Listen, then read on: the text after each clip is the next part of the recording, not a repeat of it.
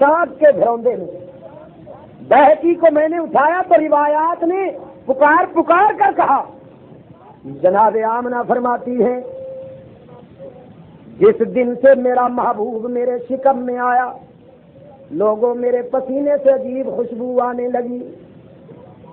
جس دن سے میرا محمد میرے شکم میں آیا، مجھے بھوک اور پیاس کی طلب نہ رہی، اور جب ساری دنیا سو جاتی تھی، نیند میں کھو جاتی تھی، غافل ہو جاتی تھی، ساری کائنات پہ رات کا سناٹا حکمرانی کرتا تھا، تو کوئی پکارنے والا پکارا کرتا تھا کہ بشر یا آمنہ، او مکے کی بیوہ آمنہ، تجھے مبارکباد قبول ہو، ہدیہ تبریک قبول کر عرش کی بلندیوں سے۔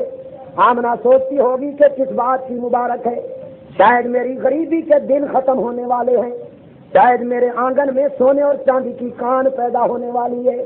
لیکن پکارنے والا پکارتا تھا کہ آمنہ سونے چاندی کی بات نہیں، آمنہ سونے چاندی کی بات نہیں، ہیرے موتی کی بات نہیں، تو پھر خوشخبری کس بات کی ہے؟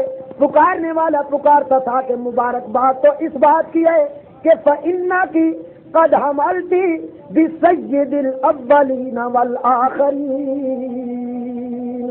تو ایسے یتیم کی ماں بننے والی ہے جس کے قدموں کی خاک پر سارے کائنات کی سرداریاں قربان کی جائیں گی۔ پیدا بھی غریب کے گھر میں ہوا۔ جناب آمنہ فرماتی ہیں جس رات میرا محبوب پیدا ہونے والا ہے، لوگوں میری غریبی کا یہ حال تھا کہ میرے گھر میں تو اتنا تیل بھی نہیں تھا کہ میں چراغ جلاؤں اور اپنے گھر کے اندھیرے دور کر سکوں۔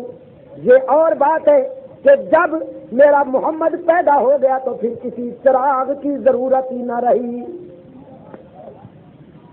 بسد انداز یکتائی بغایت شان زیبائی، بسد انداز یکتائی بغایت شان زیبائی، امی بن کر امانت آمنہ کی گود میں آئی۔